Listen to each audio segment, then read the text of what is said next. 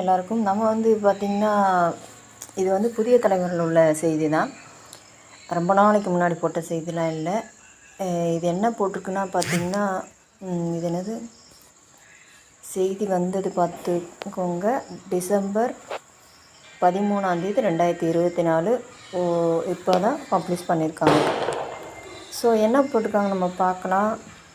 இது கோவையில் இருந்து உள்ள ஏரியாவில் நடந்து சைபர் கிரைம் பெண் காவல் உதவியால் ஆய்வாளருக்கு கொலை மிரட்டல், பாமக நிர்வாகி மீது வழக்கு பதிவுன்னு போட்டிருக்காங்க. உள்ள என்ன கொடுத்துருக்காங்க நம்ம ஃபுல்லாக பார்க்கலாம். கோவை மாநகர சைபர் கிரைம் பெண் காவல் உதவி ஆய்வாளரை மிரட்டியதாக பாமக நிர்வாகி மீது 5 பிரிவுகளின் கீழ் வழக்கு பதிவு செய்யப்பட்டது.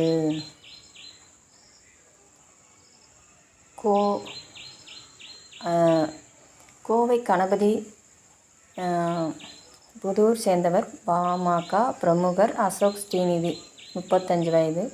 இவர் கடந்த சில நாட்களுக்கு முன்பு கோவை மாநகர சைபர் கிரைம் காவல் நிலையத்தில் புகார் ஒன்றை அளித்துள்ளார். அதில் யூடியூப் சேனல் மூலம் ஒருவர் எனக்கு கொலை மிரட்டல் விடுக்கிறார், அவர் மீது நடவடிக்கை எடுக்க வேண்டும் என்று தெரிவித்திருந்தார். அதன் பேரில் போலீசார் வழக்கு பதிவு செய்து கடலூர் மாவட்டத்தைச் சேர்ந்த முகமது இப்ராஹிம் என்பவரை கைது செய்து கோர்ட்டில் ஆஜர்படுத்தினர். பின்னர் அவர் ஜாமீனில் விடுவிக்கப்பட்டார். இதனைத் தொடர்ந்து நேற்று கோவை மாநகர சைபர் கிரைம் அலுவலகத்துக்கு வந்த அசோக் ஸ்ரீநிதி அங்கிருந்த பெண் உதவி ஆய்வாளர் சுகன்யாவிடம் முகமது இப்ராஹிமின் மீது ஏன் கொலை முயற்சி வழக்கு பதிவு செய்யவில்லை, அவர் ஏன் ஜாமீனில் விடுவிக்கப்பட்டார் என்ற கேள்வி வாக்குவாதம் செய்தார். இதனை அடுத்து அவர் அந்த வழக்கில் சில ஆவணங்களை கிழித்து எறிந்ததாக கூறப்படுகிறது. மேலும் பெண் உதவி ஆய்வாளரை தகாத வார்த்தையினால் பேசியும் கொலை மிரட்டல் விடுத்தும் சென்றதாக தெரிகிறது.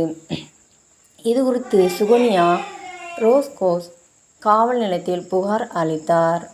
அதன் பேரில் போலீசார் அரசு ஊழியரை பணி செய்ய விடாமல் தடுத்ததால் கொலை மிரட்டல் உள்ளிட்ட 5 பிரிவுகளின் கீழ் பாமக நிர்வாகி அசோக் ஸ்ரீநிதி மீது வழக்கு பதிவு செய்து விசாரித்து வருகின்றனர்.